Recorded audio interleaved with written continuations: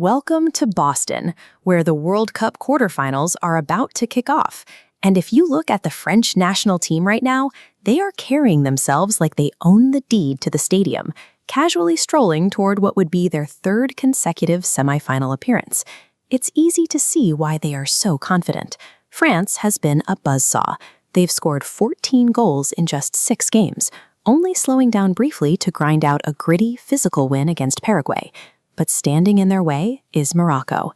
If this sounds familiar, it's because these two met in the 2022 semifinal.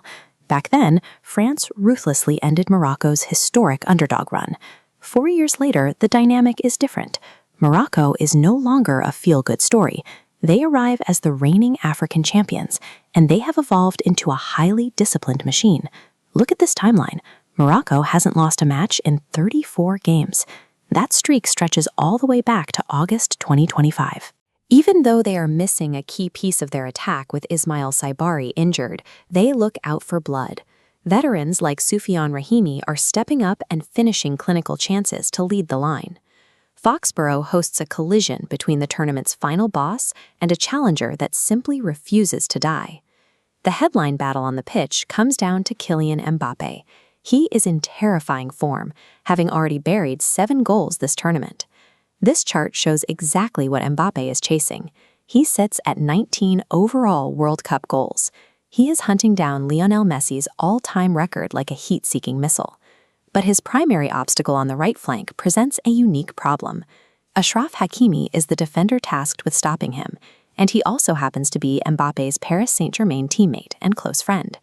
Hakimi has spent countless hours defending Mbappé in training. He knows exactly how fast the French captain is. He knows his preferred shooting angles and the physical triggers required to slow him down. The most dangerous winger in the world has to get past the one guy who knows how he thinks. It turns this matchup into a high-speed, psychological chess match, dictating the entire game's rhythm. Above the players, there's a tactical inversion happening. Look at France's manager, Didier Deschamps. He employs a deeply paradoxical strategy.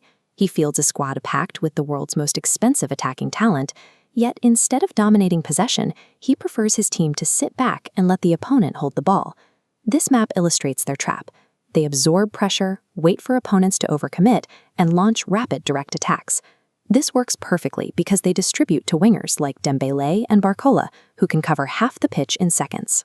Meanwhile, Morocco has experienced a complete tactical evolution under coach Mohamed Wahbi. They have shed their 2022 identity, where they relied almost exclusively on absorbing pressure. Now, they are a highly structured, possession-heavy unit. They want to dictate the tempo, move the ball methodically, and intentionally frustrate their opponents by making them chase shadows over very long, drawn-out passing sequences. Which leaves us with a tactical stalemate. The team overflowing with offensive firepower wants to defend, and the team that built its legacy on defense is now demanding the ball. To truly understand the friction here, you have to look at the ghosts off the pitch.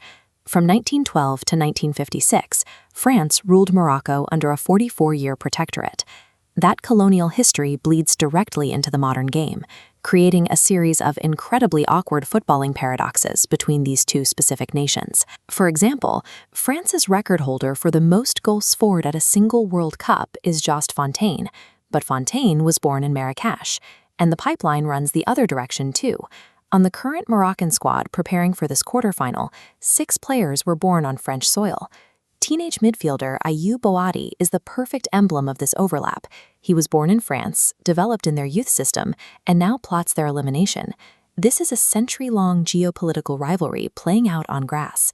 The diaspora has returned, wearing the colors of the former protectorate, and they are fully ready to haunt the former empire. The stakes here stretch far beyond 90 minutes.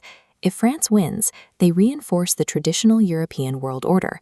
They take another step toward a historic dynasty and hand Morocco back-to-back tournament heartbreaks. But if Morocco wins, they completely shatter the tournament bracket, avenge their 2022 ghosts, and force the world to treat African football as a peer rather than a novelty. Because of how these two teams are built, this match will likely balance on a decisive moment of individual brilliance, or it will degenerate into a highly cautious 90-minute defensive stalemate. So brace yourself for an agonizing, low-scoring chess match. We get to watch France try to sprint away from their own geopolitical history, while Morocco attempts to tackle a guy moving at Mach 3.